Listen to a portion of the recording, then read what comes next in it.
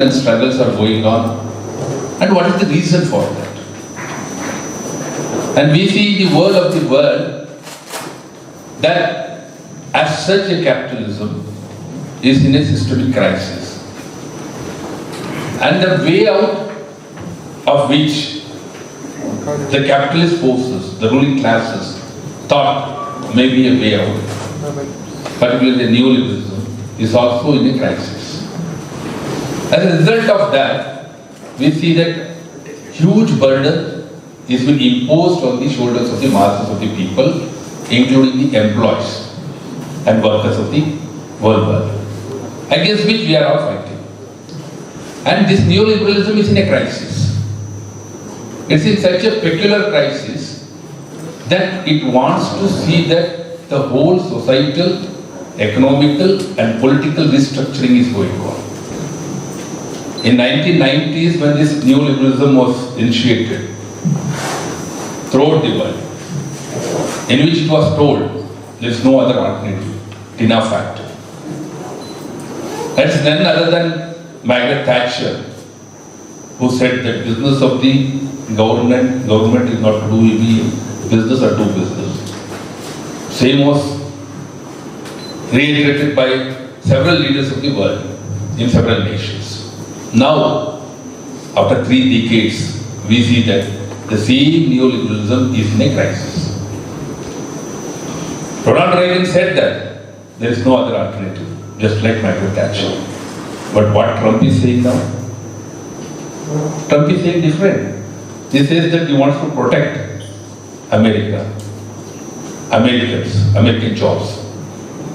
The people who said that protectionism is not going to help the economy are now talking about the protectionism. And the people who just ushered in neoliberalism, as in India in 1991, when they started, they said that it's only a structural adjustment that we are going to do.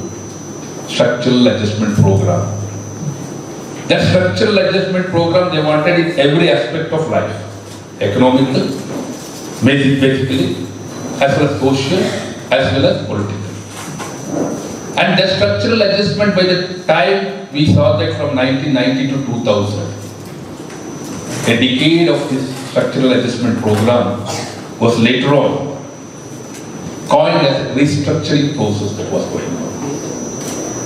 As a matter of that restructuring, in 2000 we see, during that phase of 1998 to 2004, that was called to be NDA 1 government at that time. It's at that time we see that there was a ministry for disinvestment. After 10 years, almost. And again in 2004, when there was a change in political administration and political echelons at the center, the question came up as to whether this disinvestment ministry should be there or not. The political situation compelled such that the disinvestment ministry will not be there at that time. From 2004 onwards, disinvestment ministry is not there, but disinvestment program is going on. It is in 2000 that we see that PFRDA was brought in. This national pension scheme, which is called new pension scheme, was brought in. Second Labour Commission was constituted, which Labour Commission gave a recommendation in 2002 saying that all these 44 labour laws should be repealed and are replaced by 4 labour codes. This sort of total foundation for restructuring of Indian economy, Indian industry, in the process of to tune up the whole economy for neoliberalism was initiated. And we saw that the slogan that was given was that through this process of restructuring, India will be shining. We are going to build up shining India. But the people of India rejected that. People of India said that we don't want this shining India, which is based on disinvestment, which is based on this sort of restructuring. As a result, we see a new regime came up, and it was headed by the man who just initiated this neoliberal process in India, Dr. Manmohan Singh, as a Prime Minister. But he was constrained and compelled by the mandate of the people not to have a disinvestment minister. But disinvestment ministry went on. And then the 10 years of that coup, particularly UPA1, UPA2, we saw. Along with that, from 1991 also, we saw that the whole of the working class of India, along with the peasantry, was in a move against this neoliberal policies. I come from a class-oriented trade union. BEFI is also a class-oriented trade union. All India Insurance Employees Association is also a class-oriented trade union, which are closely associated with World Federation of Trade Unions, WFU. We said that day itself, when this new industrial policy was placed in the Parliament of India, just a day before budget was placed, that this policy is going to dismantle the whole economy of India, which is not going to help the masses of India, people of India, workers of India, or the peasants of India. We said that this is going to ruin the whole Indian agriculture, Indian industry, and everything. The process from which we came from class banking to mass banking, that you know better than I need not deliberate of that, will be uprooted. Financial sector will be opened up totally for the private players who will create havoc in the economy. This is what we said. When we said this as a class-oriented trade unions, many of the trade unions did not endorse it. They said that this is not the way in which we have to do it. But today, we see that all those trade unions who were somewhere confused, somewhere not with that, our position that we took at that time, are along the same board today in National Joint Platform of Trade Unions. Including the BMS, which is not a part of that platform, is also opposed to this neoliberalism. Why I am just trying to articulate is that the BEFI or AIA or CITU, who are here, we all stood with that position. Even today, that position of our class-oriented trade union is vindicated with all other trade unions coming out to this joint platform. And that restructuring process which was started or initiated, for which the foundation was laid during that 1999 to 2002, 2004.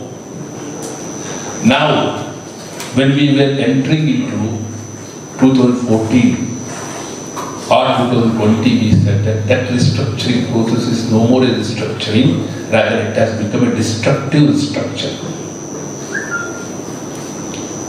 We can call it as a destructuring also. Some of our people are asking, what is this word destructuring is?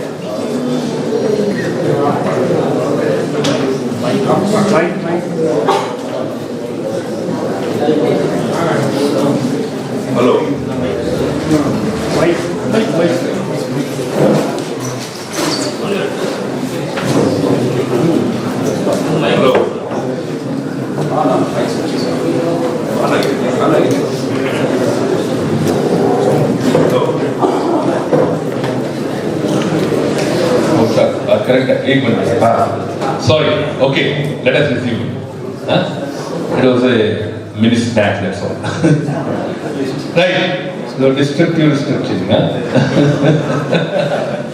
So, many of our friends are asking us, what is this destructuring is? I was just telling to them. The restructuring process that is in tune with neoliberalism that you are doing is no more now restructuring. We are seeing total, complete reversal of the whatever we saw for last 75 years. in every terms, in societal terms, in economical terms, and in political terms. See, this neoliberalism was initiated in 1991. Along with that 1991, 1992, December 6th is also there. We cannot forget that. 1991, a day before a budget was placed, new industrial policy was placed. Just within a year, almost 1.5 years, we saw that December 6, 1992. And that created a totally paradigm shift in the political space of India. Until then, nobody had so much of hatred that we are seeing now among ourselves. We are so much hating our own fellow people just because they have got some cap on their head, they have got some beard with them, they have got different way of life, they have got different way of looking at whatever the Almighty they believe in. Did we ever think of that? Did we ever think of having our own people distanced from ourselves just because of their food? Just because of their clothes? Just because of their way of life? We did not have that. The independent struggle that we had built in among ourselves such an unity that we never bothered to have so much of intolerance that we are having today. So on one hand, we had this 1991 new industrial policy. At the same time, within 1.5 years, we saw this 1992 December 6th, and which is now culminated with our Prime Minister inaugurating a temple along with RSS chief. What we had about this RSS in 1950, the whole notion, what Sardar Vallabhbhai Patel as the first Home Minister of India said when Mahatma Gandhi was assassinated, and now what we are seeing. Now the circulars from Government of India are coming saying that that particular organization with which the person who assassinated Mahatma Gandhi, who was the father of nation, was not allowed to be in any of the government enterprises or government departments, is now officially allowed with the circular of now Home Minister, from the Home Minister. This is what I am just trying to convince, or I am just trying to put before you, is that this 1991 neoliberalism, along with the communalism that we are seeing, are pins that will develop in Indian politics. And now we see, while this destructive restructuring is going on in economic sphere, what is this destructive restructuring that is going on? At that time, we saw that banking industry has to be nationalized.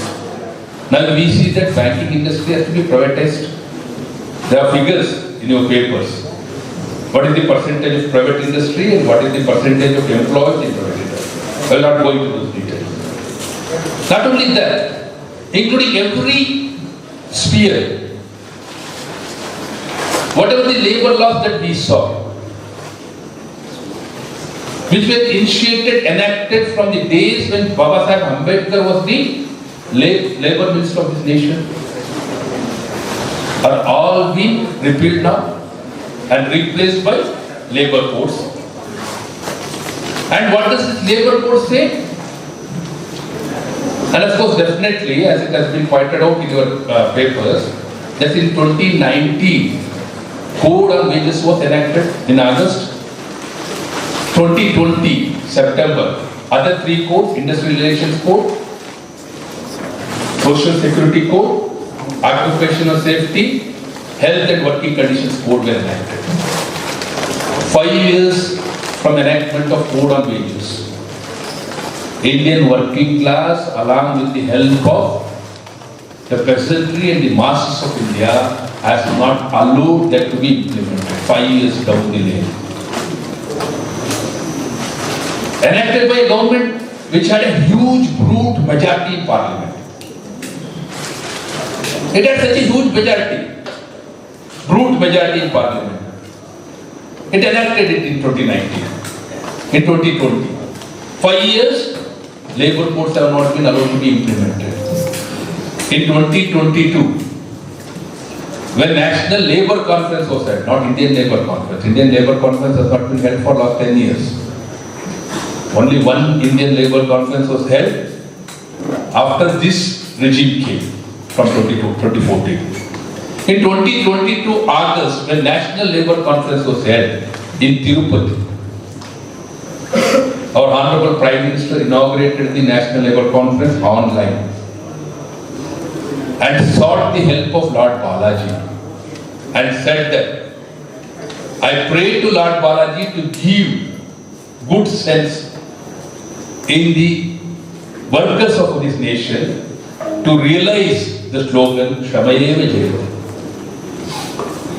We said, instead of praying to Lord Balaji, it will be better if you hold an Indian Labour Conference, which is a tripartite body, based on the recommendation of which any labour law has to be amended or changed or repeated. It's the Indian Labour Conference, which is a tripartite body. In the whole history of India, since Baba Sahib Ambedkar was a law minister and labour minister, that it was initiated.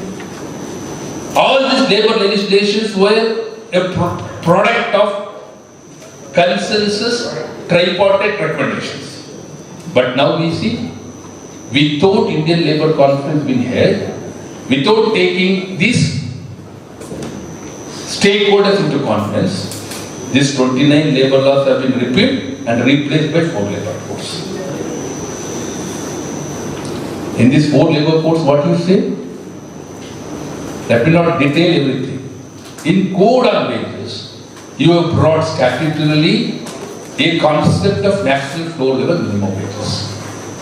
National floor level minimum wage was not a statutory provision in Indian wage concept.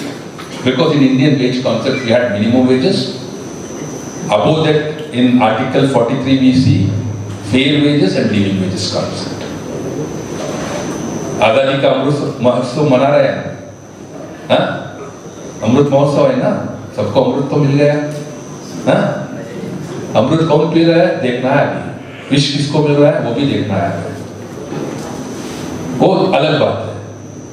In spite of having Azadi ka Amrit Mahotsav celebrated, Indian democracy is not looking into that provisions of Article 43 which says about fair wages and living wages. But Indian democracy has gone to an extent of looking to that aspect of, what is that? Secular. Our Prime Minister told, secular civil code, something he told. We are more worried about cow slaughtering because it is there in the directive principles of state policy. But Indian democracy is not worried about fair wages, living wages, but it has given us for the first time in 2019 through this wages code, national floor level minimum wages. What is the national floor level minimum wages? 173 rupees per day. 173 rupees per day is the national floor level minimum wages that it has said, but at the same time, World Bank report says that 129 million Indians are living in extreme poverty.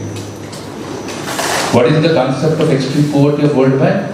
$2.15 means rupees 181 rupees per day. Those who are earning 181 rupees per day are treated as extreme poor people as per the World Bank report of 2024. Indian political rulers are saying through this code on wages, national floor level minimum wages will be a statutory concept now. And what is the national floor level minimum wages prescribed? 170 rupees. Is it not a destructive restructuring that is taking place? It is not a restructuring that is taking place. In 1990, $6.85 per day was the earning, which was the benchmark as per the World Bank. Now today, what has happened? World Bank says it is $2.15. More number of below poverty people are staying as per that standards today in India. This is one thing. And the same World Bank says that poverty, prosperity and talent, pathway out of poly-crisis report. It says that poverty reduction has slowed down to near standstill, not only in India, in the world. This is the World Bank report. It is the same World Bank which prescribed us neoliberalism. The same World Bank is depicting that whatever the prescription it had given to the whole of the world as a panacea to come out of the crisis, says that this neoliberalism has yielded us, landed us here. This is the situation that we are seeing. At the same time, we see that today, while this labor, in the name of labor reform, this restructuring is going on in terms of taking away the rights of the laborers. In the economic sphere also we are seeing the same thing. I was just looking into the figures. With regard to this disinvestment, the highest quantum of disinvestment was done during 2014 and 2025. That is almost 4.43 lakh crores. This is the highest quantum. If you take it from 1991 to until now, there are figures. So this disinvestment, not only disinvestment, a new innovative ways of disinvestment also came up. Our finance minister said that national monetization pipeline. Monetization does not mean privatization. This is what the argument that he proposed in the parliament. But what is this? Around 3.9 trillion means 3,90,000 crores worth assets of nation of India has been demonetized. 3,90,000. It's more barbaric way of privatization that has been unleashed. 4.43 plus 3.9 lakh. Add up both the things. This is the quantum of disinvestment that they have done. Not only that, every aspect, including banking, including our insurance. In insurance, they have come up with new policies. So many things, restructuring process is going on. In defense sector, our defense sector employees were saying, the ordnance factories which were there have been corporatized.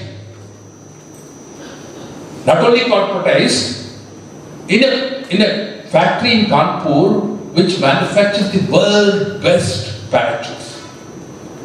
The governments there were saying, they will just take over 40-ton tank from the land mass and land it on CITU glacier.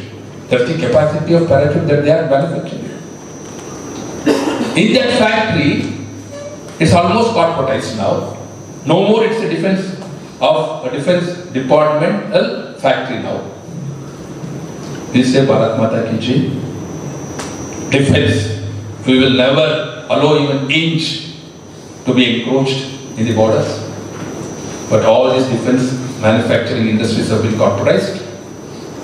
Not only corporatized, Adani has got a hence 500 drone manufacturing location in Hyderabad with Helmet. For that drone manufacturing, Government of India is giving production linked incentive. For that drone manufacturing location that is there in Hyderabad, there are 6 manufacturing units in Bangalore which are supplying components. One in Telangana, one in Mumbai, one in NCR. Totally 11 companies which are private companies are being given production linked incentive to manufacture HAMS 500 drone which is being used by Israel to drop bomb on the children of Palestine. Was this a foreign policy of India? India was the first nation to recognize Israel as an independent sovereign state, Palestine as an independent sovereign state. Never had any diplomatic relations with Israel because they were not respecting our foreign policy. Mr. Advani, as a Deputy Prime Minister of India, was the first leader of India to visit Israel. Narendra Bhai Modi was the first Prime Minister to visit Israel. Until then, nobody visited that because we said that Palestine is independent Soviet state. Now today, what's happening? Not only our diplomatic relations are changing, foreign policies are changing, we are indirectly funding, bombing Palestinian areas, Gaza strips, by providing production-linked incentive for arms manufacturing through Adani. Is it not destructuring of our foreign policy? Not only that, in production-linked incentive for 5 years from 2020 onwards, what you said, 1,97,000 crores for whom? For Toyota, for Maruti Suzuki, for Honda, for Volvo, for Ashok Leyland, for Tata Motors. 1,97,000 crores. 29th September, when there was a decadal celebration by Ministry of Industry and Commerce, which was chaired by Piyush Goyal, 144 beneficiaries of production-linked incentive participated in that. In that it was reported out of 1,97,000 crores, 1,46,000 crores has been already disbursed for production-linked incentive. Overall getting production-linked incentive, not only these automobile companies, Samsung company is also getting. Western company, which is notorious, which is there in Kolar for its anti-labor policies, also got that. That Western has been taken over by Tata's now. iPhone company, Foxconn, which is dictating terms to the Karnataka government and Tamil Nadu government to change working hours from 8 to 12, based on which the earlier Basuraj Bommai government in Karnataka amended Factories Act, which was notified by the present government, led by Siddaramaiah, but not been allowed to be implemented. This amendment was brought in March 2023, notified in August 2023, but now we are in the fag end of 2024. Workers, industrial workers of Karnataka have not allowed it to be implemented because on 23rd of March they went on a strike in which 5 times the numbers of members of all central trade unions participated in that strike. Even the industry, every factory is afraid of implementing it, seeking a permission. Only one factory has sought a permission. Even in that factory, it has not been allowed to be implemented from 8 to 12. Is it not a destructive restructuring of working hours? Similar amendment was brought in Chennai. The coalition compulsion there compelled the Chief Minister, Mr. Stalin, to withdraw it. Here it's not withdrawn. Brought by earlier government, implemented by this government, not allowed to be implemented on the shop floor in the factories by the workers of Karnataka. So this is the struggles of resistance, defiance that is going on, not only in Karnataka, throughout the world. It is the struggle of resistance and defiance which has not allowed Modi government to implement these, notify these 4 labor codes. It is this struggle of resistance and defiance in a combative way that was unleashed by Samyukt Kisan Morcha from 2020 November 26th, 4th anniversary we were going to celebrate. Throughout the world, throughout India, we are just observing worker representativity on 26th November, coming November, in which even BEFI will also be participating. That 26th November 2020, a year-long struggle of presence, was such a struggle of resistance and defiance and combative that Modi government was constrained to withdraw those draconian 3 anti-farm formulas. So, on one side this disinvestment, on the other side this national monetization pipeline. At the same time we see that this work culture itself is totally changing. I was just reading, due to workload, long hours of work, Union Bank of India lost 10 employees over last 2 years. What was it? Unbearable pressure, unreasonable target and relentless harassments. If you just try to resist it, they will weaponize the transfers and disciplinary actions that they are going on. Transfers and disciplinary actions are no more they're different as it used to be earlier. They have become weapons in the hands of the managements. Is it not restructuring that's going on? So in this way, if you look at every aspect, whatever we see, that this government of India, which is disinvesting and which is monetizing and getting money to the coffers, is just flowing those money to whom? To the corporates. In the name of production linked incentive, in the name of capital expenditure, capital investment expenditure incentive, capex incentive, and now latest is employment linked incentive. Not only employment linked incentive, in that employment linked incentive, they say that if you give a new youth a job who is enrolled for the first time in PF, his PF will be paid by Government of India. Contribution, subscription, along with the bonus. 1,07,000 crores. First employment, if he is the first time subscriber, 15,000 will be given by whom? Government of India. He will be working for a company, but Government of India will be giving him 15,000 rupees. And they have got a target of bridging the gap between the skill and employment.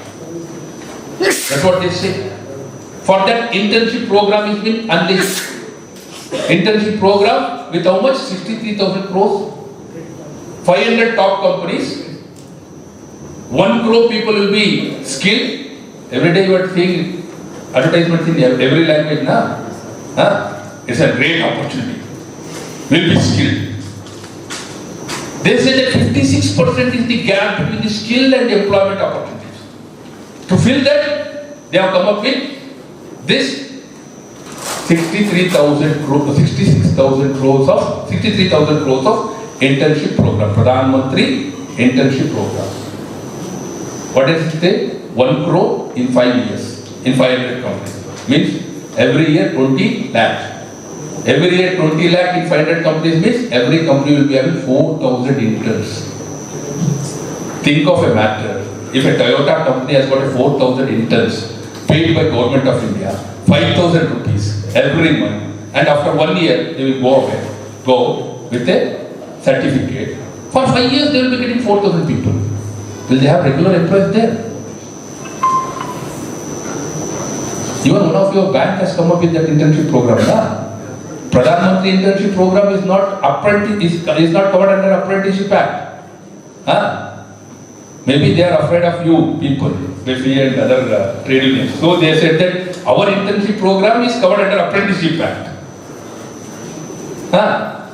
First time we see that this internship program is coming, who is neither a casual employee, nor a contract employee, nor an on-job trainee. Who is he? He is only an intern. Is it not destructuring of employer and employee relationship that's taking place? No more. There is an employer and employee relationship. What you can say? Can you ask saying that contract workers should be regularized, casual workers should be regularized? Can you say like that? Interns should be regularized? No. Because there is no scope for that. So this is the process of destructuring in the shop floor, in the workplace that's going on. Along with this economical destructuring that is taking place, we see all this political destructuring in the name of one nation, one tax. One nation, one tax. GST came. Devolvement of funds to states reduced. Now states have become beggars in front of center. the whole federal structure is been dismantled or restructured. One nation, one exam. NEET. Earlier it was only state-based, now it's all India-based. Parents have to spend another 2 or 3 lakhs to train their children to face the NEET. Now, one nation, one exam. Earlier. Now one nation, one election. See how the whole political structure has been destructured. At the same time, on societal thing, in the name of land jihad, love jihad, right? In the name of so many things, even that societal destructuring is taking place. We'll have to know not the cost of the eateries that is being sold in the hotels or restaurants. We'll have to know the name of the owner also before entering into that. Tomorrow they will say you will have to know the name of the cook also. Who is cooking? Is it not societal destruction that is taking place? So this process of societal destruction, process of economical destruction and political destructuring which is taking place in tune with neoliberalism, when the total neoliberalism itself is in a systemic crisis. That we are seeing. So against which we see that so much of struggle throughout the world are going on. In this process of struggle, we are seeing that wherever these struggles are just rise to a level of resistance, defense and combat with the revolutionary content in the struggle and movement, there we see that there is a change. As we saw in Sri Lanka in recent elections, as we saw in some Latin American nations in recent elections, as we saw in France in recent elections where the left emerged as the biggest bloc, even though it was denied the opportunity to take up the office. So this is the process that is going on. And when they say there is no alternative, we class-oriented trade unions, we believe that there is an alternative. If you say Tina is the factor, we say Sita is the alternative. Socialism is the alternative. This is what we believe in. I think for which the youth employees and youth of this nation and youth of the world has to be equipped. In that process, we know that some reports says that this generation Z, those who are born between 1997 and 2012, many of you are there among them. I think majority of them. So you all belong to this generation Z. This generation Z is not the generation of that of our veterans who are sitting here now. Not generation of that veterans, because our veterans had only one, what is that? Physical aspect of life. Office, family and society. Now this generation Z is not the similar generation, but it's the generation which is called digital. Not physical, digital. Means along with the physical home and workplace, they are known by Facebook, WhatsApp, Instagram and social media accounts. It's not what Union says, but it's what WhatsApp says. It's what Instagram says. There will be a major playing major role in the consciousness of this generation Z.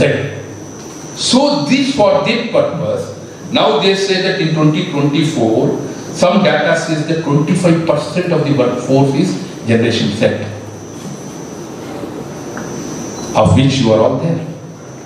For that purpose, this youth summit will be a historical one, because this youth, which is a generation Z youth, has to be tuned with that aspect of struggles that we led, pre-liberalization process as well as post-liberalization process. And unless until we equip them and we sensitize them to this destructuring process that is taking place, we will not be able to sustain our movement and will not be able to succeed in our movement and realize the goal for which our unions are meant for.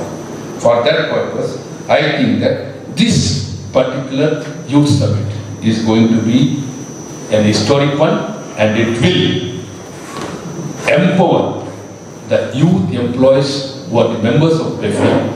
BEFI as a class-oriented trade union will import this class-oriented consciousness even among those youth who are Generation Z youth, and with that the BEFI will come out as a #1 leading class-oriented trade union of banking employees of India, which will lead the whole financial sector also, along with our insurance employees movement that is taking place throughout India. With that hope, I declare this youth summit as inaugurated, and I request you all to be firm in our struggle against this neoliberalism, which is in itself resistant in a systemic crisis, against which the only alternative will be what we class-oriented trainers mean and what we usually. With that hope, thanking you all for giving me this opportunity. I declare this youth summit as open. I conclude my inaugural speech. Thank you. And UMESH for this wonderful celebration. I request Comrade B. Kiran from Karnataka, Comrade R. Market from Andhra Pradesh, and Comrade Soban Kumar Killer from Odisha.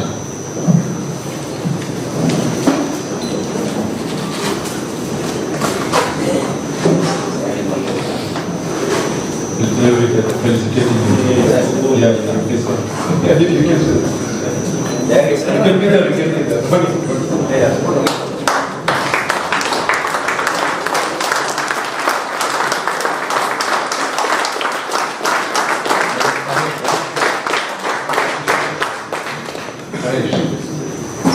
Wait.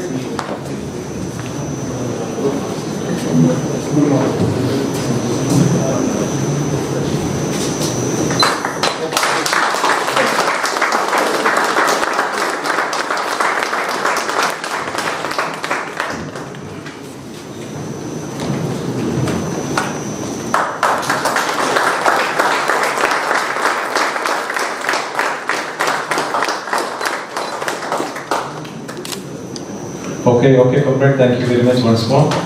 Now